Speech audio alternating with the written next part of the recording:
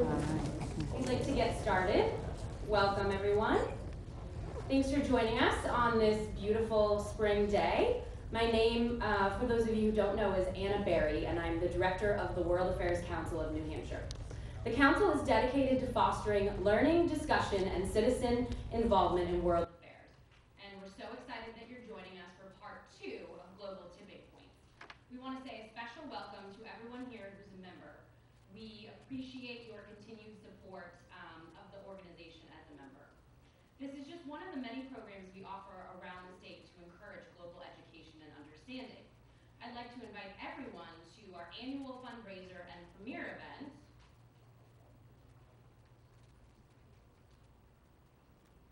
Sorry, I'm new at this. The Global Forum on April 23rd, featuring Senator George Mitchell, who most recently served under President Obama as the U.S. Special Envoy for Middle East Peace. Of course, he served in many other capacities as well, and it's only $50 a ticket to show your support for our work and hear from one of the world's most influential peacemakers at the same time. The fundraiser also supports our other programs, including our efforts to connect New Hampshire with the world by bringing emerging leaders from all over the globe to our state. Just last night, I had the opportunity to help host 5 young college students from Georgia who are visiting New Hampshire to learn more about how student groups at universities can help affect change. Please rise so everyone can see you, and welcome them to New Hampshire.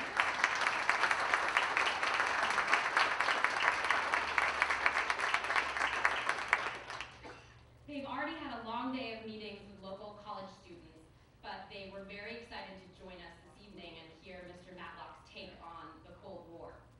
Over the next month, we'll also host emerging leaders from Egypt, here to learn about social media and how it can be used in elections, visitors from Pakistan to learn about promoting transparency in government and how to fight corruption, and a group of Syrian journalists here to learn about covering politics in the media. Over the last year, it's true, yes, our efforts not only sparked exchange between hundreds of these leaders and professionals here in New Hampshire, but the program's economic impact was also more than $400,000 to the state, including nearly 3,000 volunteer hours. So please consider supporting our work by volunteering to host one of these visitors in your home for dinner or become a member. We can't continue this critical work without you. You can also make a donation after the program, or you can purchase a copy of Mr. Matlock's book, Superpower Illusions, at the back of the room, and part of the proceeds benefit the council. Now let's turn to Global Tipping Points. Our partner in presenting Global Tipping Points is UNH Manchester, and we'd like to thank them so much for providing us with this space and the support that we need to carry out this series. We'd also like to thank the series sponsor, AMSCA Airport Service, who's located right here in Manchester, and they've been very supportive of our international visitors programs over this year and in past years. I'd also like to welcome one more special guest. Some of you may remember his name. He was the president for many years of the World Affairs Council. Bill Kellogg and his wife Ann are visiting with us from the West, and he was instrumental in shaping the council, in finding us our current space at Southern New Hampshire University, which is a mission partner, and also in encouraging the International Visitors Program, and has really been a part of where we are today. So thank you so much for joining us today.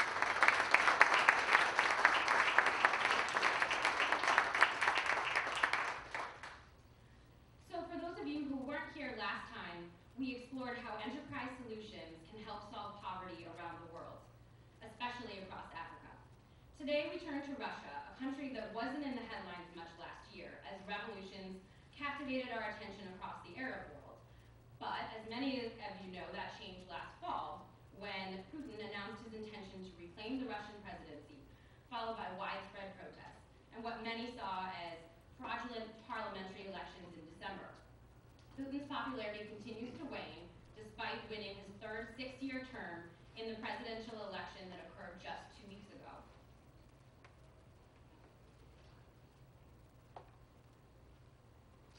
Jack Matlock will help us turn the clocks back to another tumultuous time, the Cold War. He hopes to rewrite the story of our relationship with Russia from then until now, arguing that America was led astray by myths created during the Cold War, and explained how we can return to reality.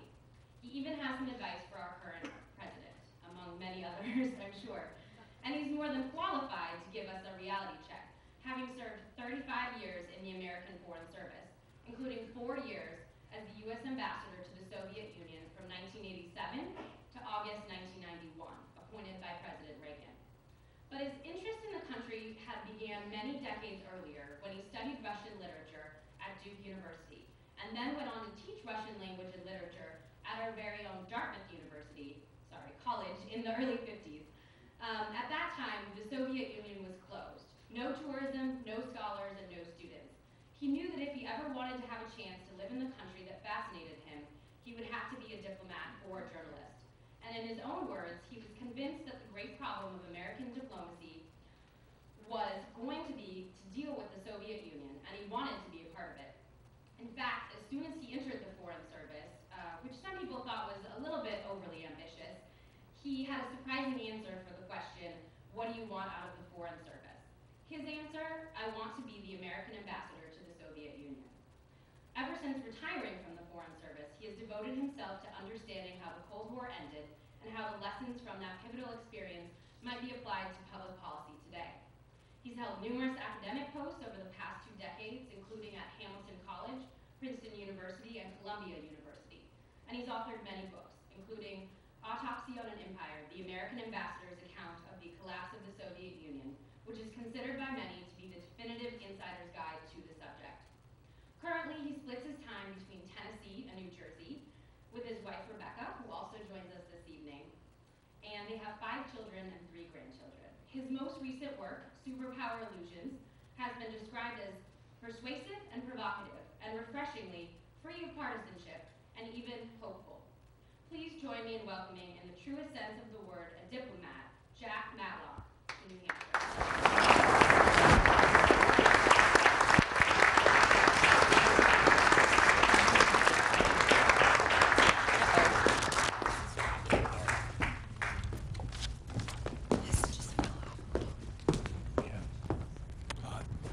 I think you can just tuck it in anywhere. So thank you very much. Is this carrying, or do I need? Oh.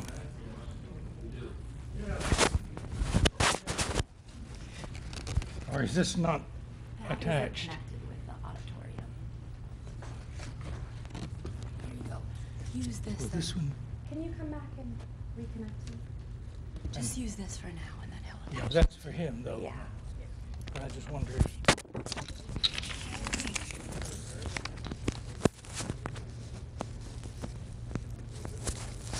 There we go. Okay.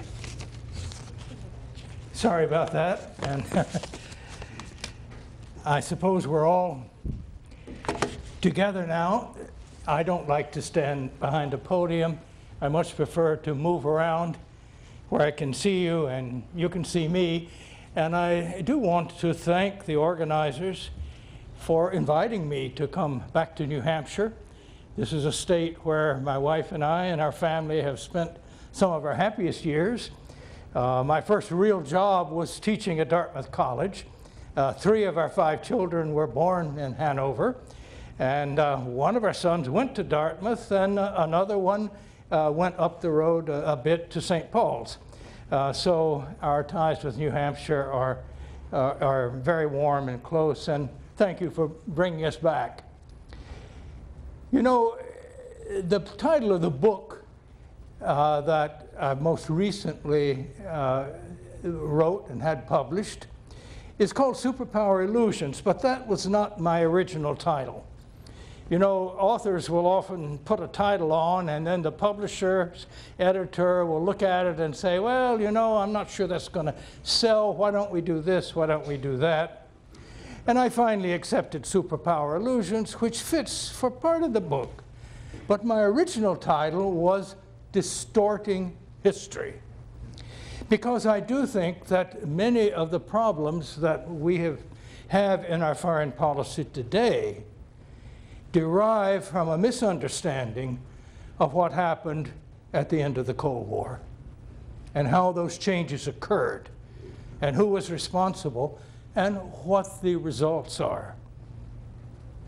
We often heard, for example, we won the Cold War.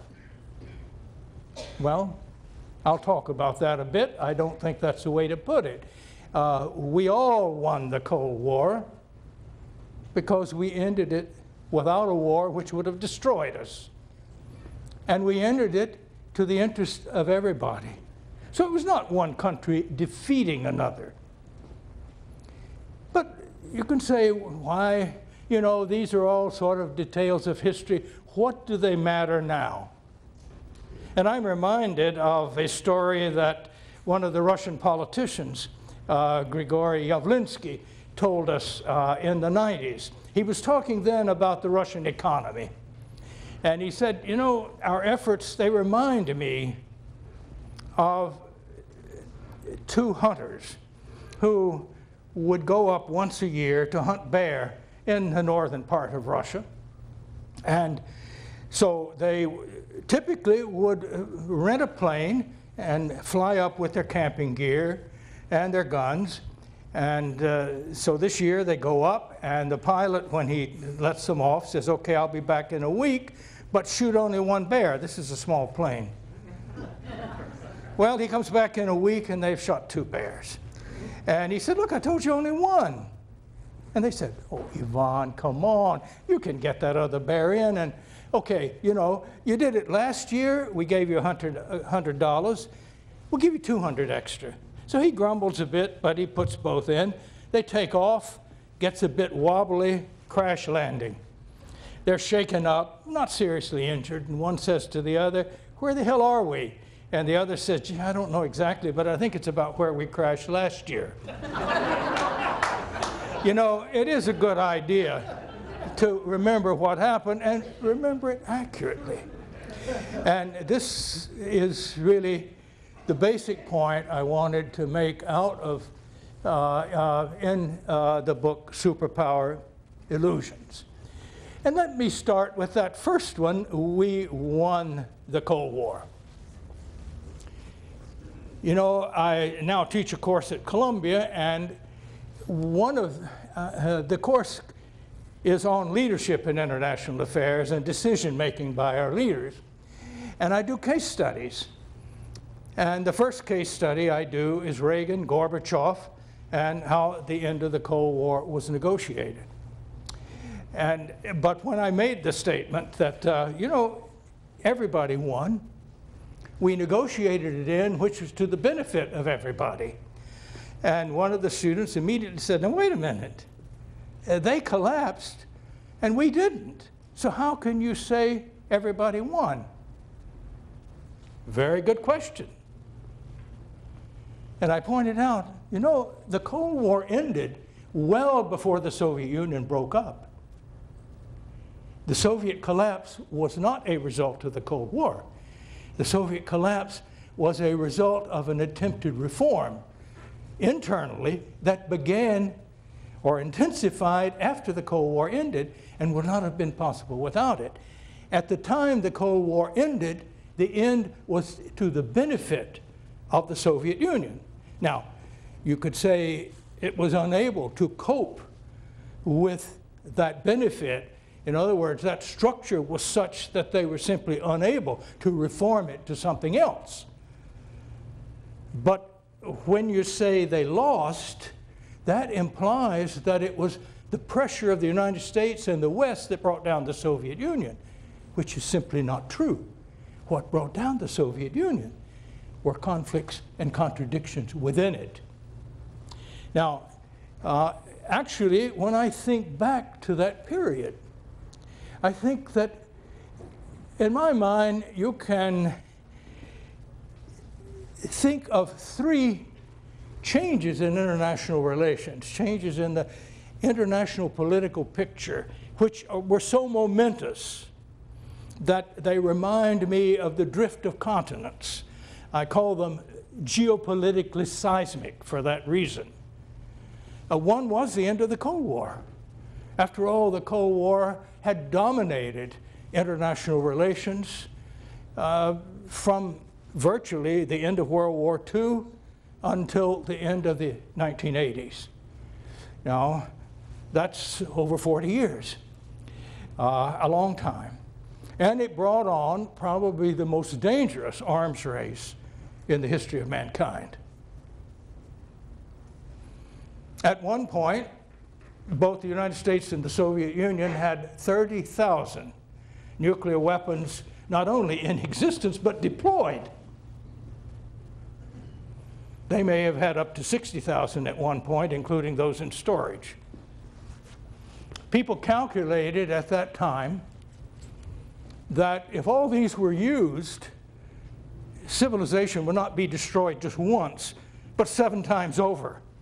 And you begin to wonder, well, where's the rationality? Isn't it destroying everything once enough? Of course, when you got into the logic, and it was a logic, of the arms race, the point of the race was to keep it from happening. The idea was you had to have at least as much and maybe a little more than the other guy, or the other guy would try to take advantage of you and might attack you.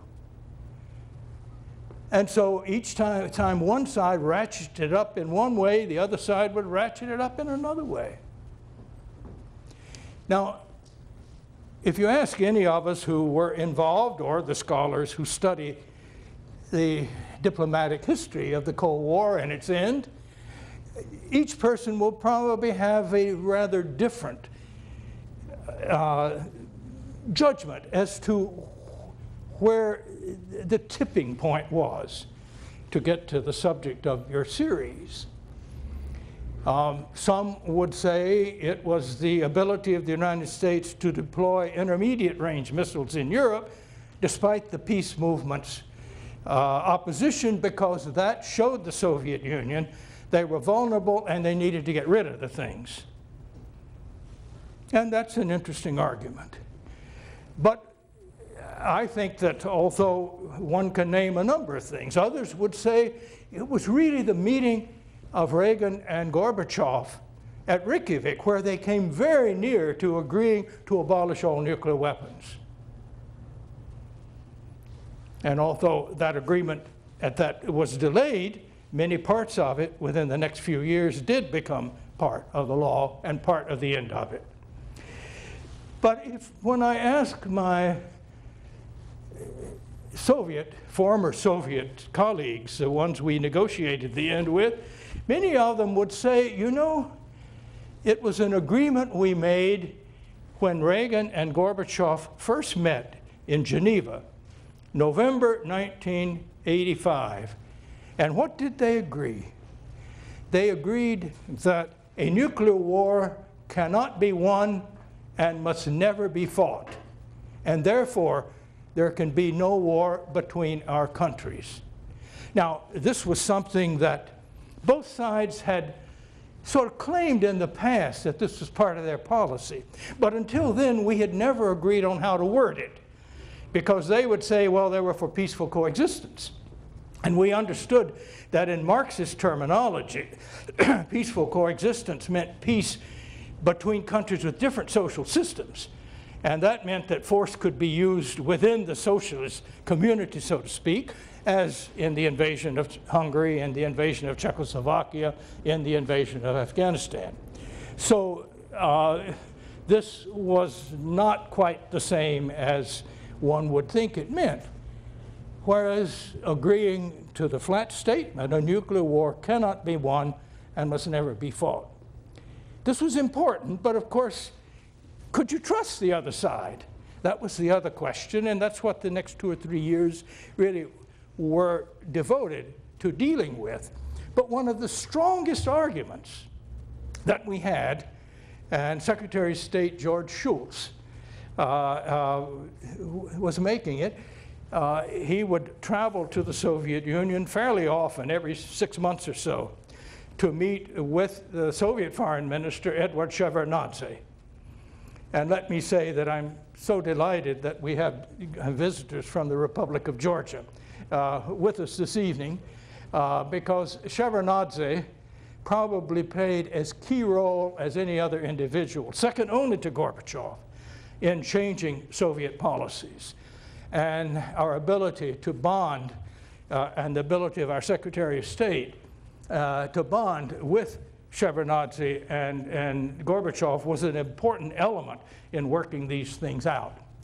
But at one point, George Shultz, who I think was one of our greatest Secretaries of State, was planning a visit to Moscow, and he said, you know, I want to give them a few lectures. And we said, oh my God, you know, you can't go there and give them lectures. No, that doesn't do any good. And he said, no, there's something I want to point out. And many in his staff thought, oh, he was going to try to give them a lecture as to why capitalism is better than communism. No, that was not the point at all. He had a number of charts, and he took the charts along with him. And I remember he first went to Shevardnadze, his counterpart, and then to Gorbachev, and then to the Prime Minister, Mr. Ryzhkov. And the chart showed, on the one hand, how much countries spent on the military, and on the other hand, what was happening to their economic growth. And of course, the countries that were spending most on military were the United States and the Soviet Union. And their economic growth was much slower than Germany, Japan, and a number of other countries. And he said, look, these countries, they're putting less than 1% into the military. They're growing, well, in the case of Germany, 4, 5%, 6% a year. In the case of Japan, then it was 7.5%, 8%. And what, you know, we're lucky to get 2 or 3. Why are we doing this? There's not going to be a war between us. We've agreed to that. It would be catastrophic. We're not suicidal. Why are we doing this? And you know, in their memoirs, every one of them have said this was one of the most important things that you brought home. Suddenly, we were pointing out the sheer idiocy of the arms race and the fact that, you know, it simply made no sense. So, you know, once that was understood, we began very quickly to deal with what had been the results of that ideological competition between the two sides. Meanwhile, as we reduced the tensions abroad, Gorbachev was able to look critically at the system and began to understand that it wasn't delivering, that it had to change. And at first, he thought he could go back to some of the early policies that had been followed in the 20s. The New Economic Policy, it was called. But, and he still was looking to Lenin as something of an inspiration. But as he began to try to change things, he found that instead of the Communist Party, which he headed, supporting him, they were beginning to oppose these changes. And so gradually he began to understand that he was not going to be able to get these changes without taking the Communist Party out of control, of the total control of the Soviet Union. And he did it step by step. He was only able to do it because we were ending the Cold War, we were ending this confrontation, we were ending the tensions that had brought on this terrible arms race, such a waste for both countries and so dangerous. So the second of these seismic changes, the first of them, end of the Cold War, I think ended December 1988, when Gorbachev, speaking at the United Nations, discarded Marxism-Leninism, the confrontational ideology, as the basis of Soviet foreign policy. But the second was the removal of the Communist Party of the Soviet Union from total control of the country. And that was done not by Western pressure, not because of the Cold War, but because Gorbachev himself started the process, the head of the Communist Party. You know, when I was planning to write the book that was mentioned before Reagan and Gorbachev, How the Cold War Ended. I had several interviews with Gorbachev. I had gotten to know him very well when he was president, and we still get along very well, and I had a number of interviews with him in connection with that book. And I told him, you know, I'm going to write a book about you and Reagan, because I think this was the key relationship that started us ending the Cold War. I mean, it totally ended by the time the first George Bush was president, but that motion was already in place. And ideologically, the Cold War was over by the time Bush became president. And I said, you know, what I'm going to argue is it took both of you. And there's no point in arguing who was most responsible, because it took both of you. And he said, Jack, you're right. And I'm glad you're making that point. And I said, now, Mr. President, let me tell you what my next point is going to be. And that is that we had nothing to do with the end of communism in the Soviet Union. You did that. And he looked at me, grabbed me by the shoulder and said, Jack, you got it, and you know what? We were speaking Russian, of course, but I'm translating loosely. And I said, yeah, I know what. You're the only one who could have done it. And he said, in effect, you're damn right. He said, you know, that party was run in such a way it never could have been changed bottom up. It could only be changed cut down, and by God, I did it. He was right. So it was Gorbachev who removed the Communist Party from control. How did he do it? Well, I recount that in some detail in my Autopsy on an Empire, but in essence, what he did it by, a lot by deceit. But he would bring in what were essentially democratic measures that had been there theoretically before. And I'm sure most of the party officials who voted for them figured, well, this is not sincere. Oh, we'll have elections. Ha, ha, ha. Of course we'll have elections. And then suddenly, there's more than one candidate. Hey, wait a minute, they didn't count on that. But that's what happened in '89. And almost all the incumbents lost.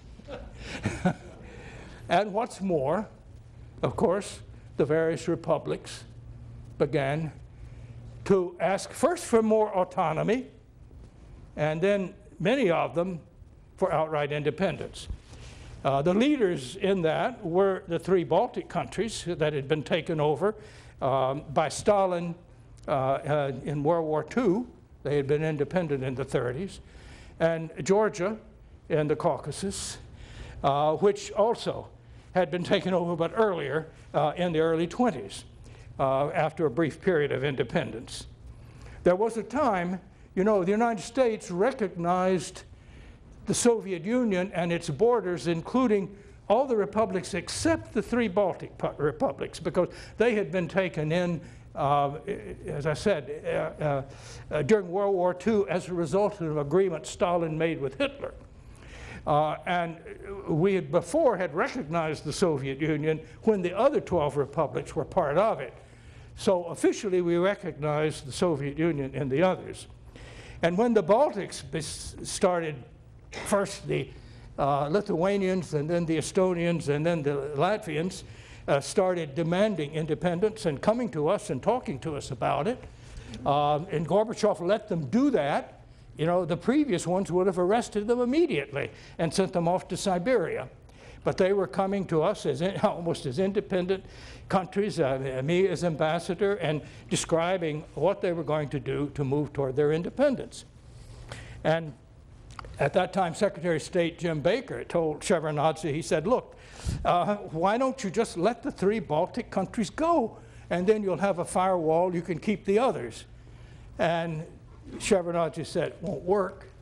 They were not the only ones taken by force. Of course, as a Georgian, he understood that very well.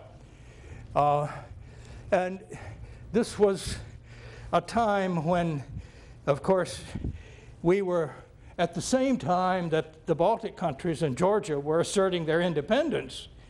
That was precisely when the Berlin Wall came down, when Eastern Europe was being liberated, and Gorbachev was very carefully not using force.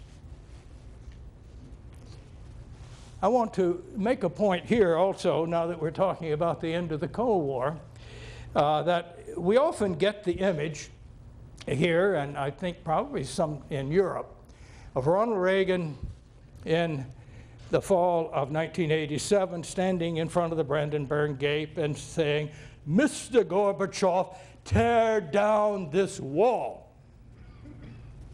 And then you see it coming down.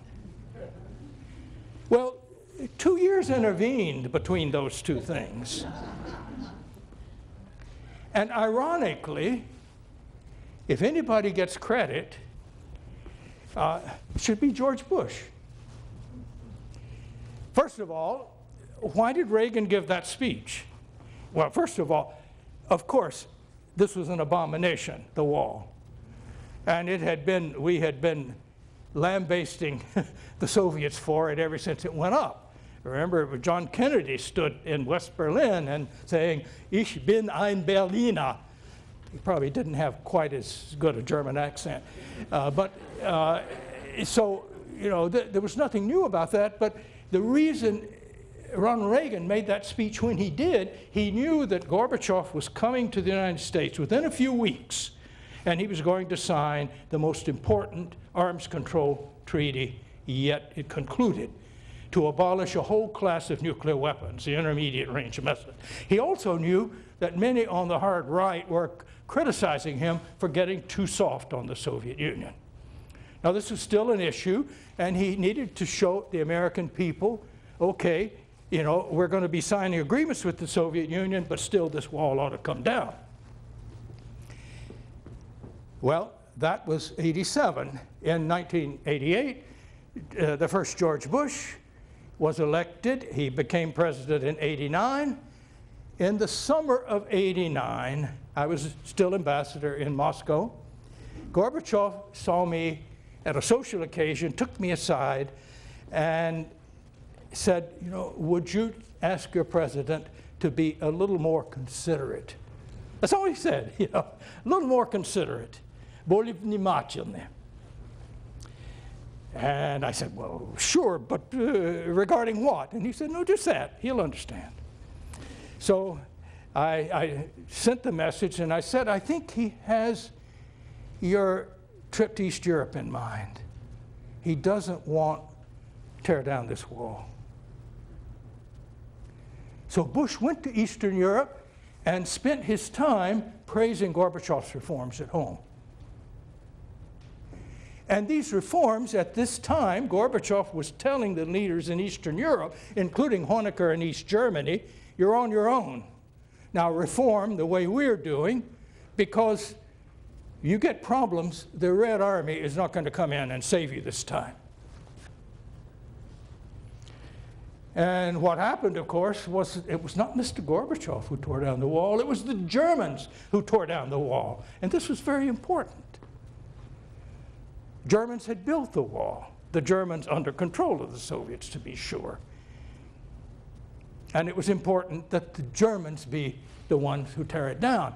And of course, they were able to do so because Gorbachev had set policies different from his predecessors, that he would no longer use force to keep Soviet control of Eastern Europe, even East Germany, which was a very sensitive subject in the Soviet Union, because that was the biggest tangible fruits of their having won World War II, from which so many people suffered so much.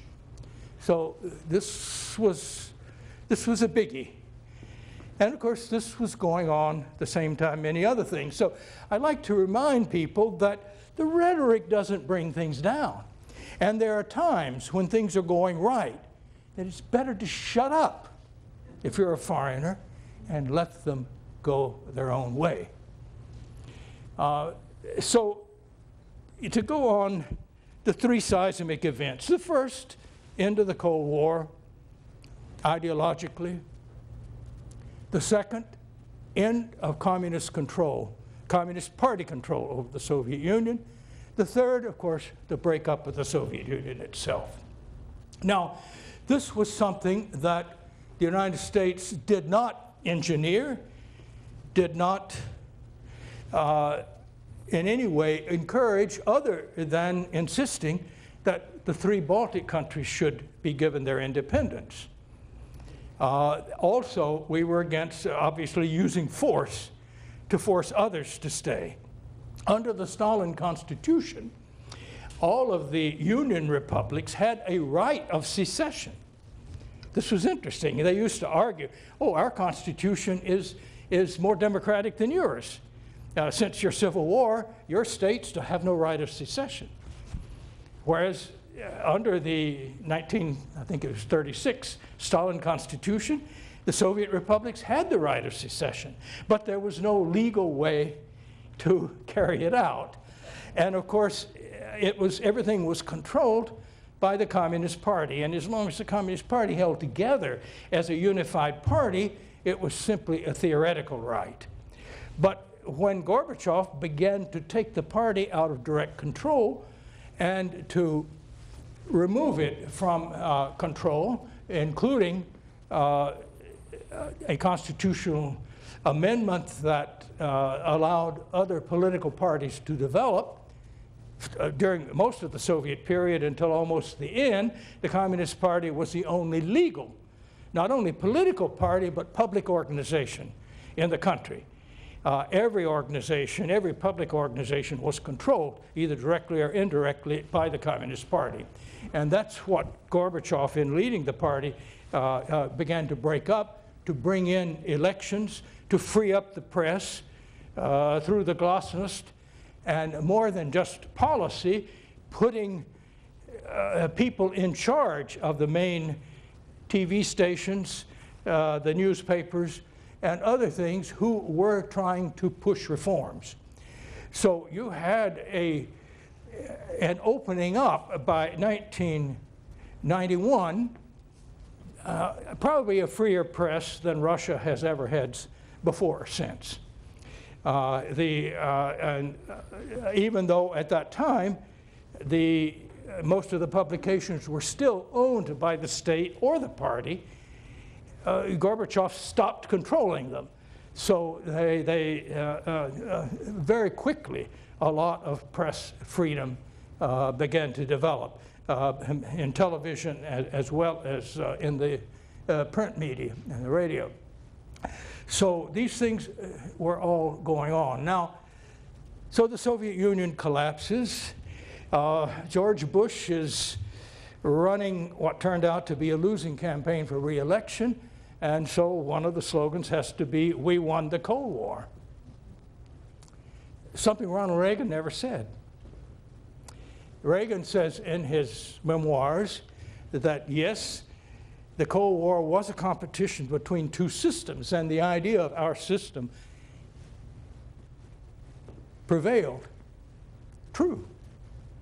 But he never said it was a victory of the United States sort of over the Soviet Union. But I think that the idea that, first of all, that it had been sort of a victory, meaning that would have meant that you brought about that victory by military pressure. No, the Cold War ended because you stopped the military pressure. Gives you just the opposite opinion. What was another idea that came out of this? Well, during the Cold War, there were 2 superpowers. And now one of them collapsed, so now there's only one superpower, United States.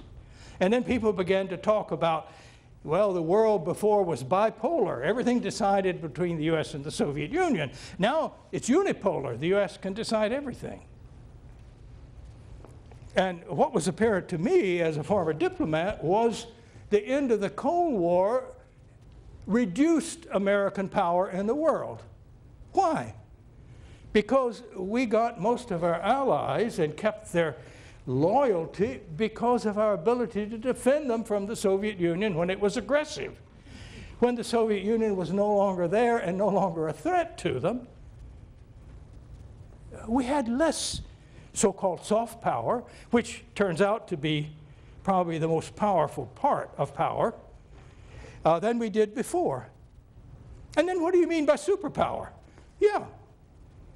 U.S. and the Soviet Union could destroy the world. That's power, more than anybody else had.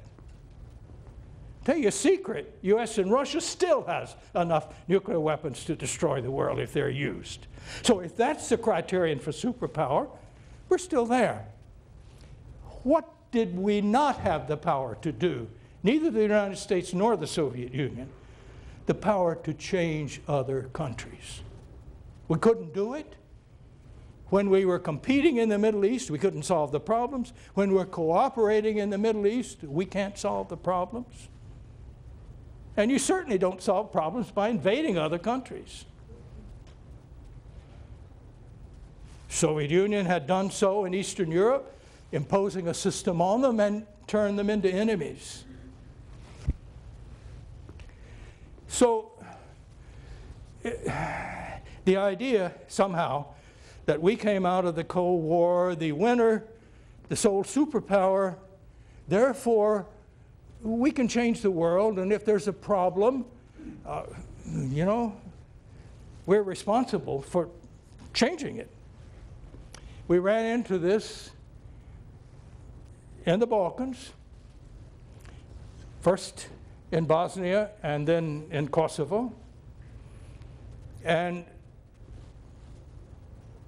because, for a number of reasons, but we could not get a resolution in the Security Council to use force to protect the Kosovars because Russia wouldn't vote for it. Russia traditionally felt the Serbs were allies.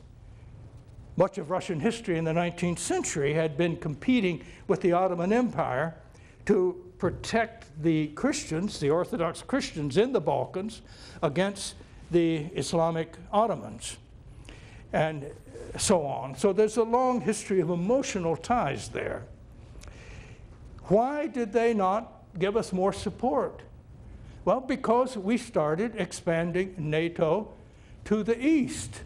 NATO was an organization which was set up for the principal reason, there were others that were important, but for the principal reason of containing the Soviet Union and its aggression.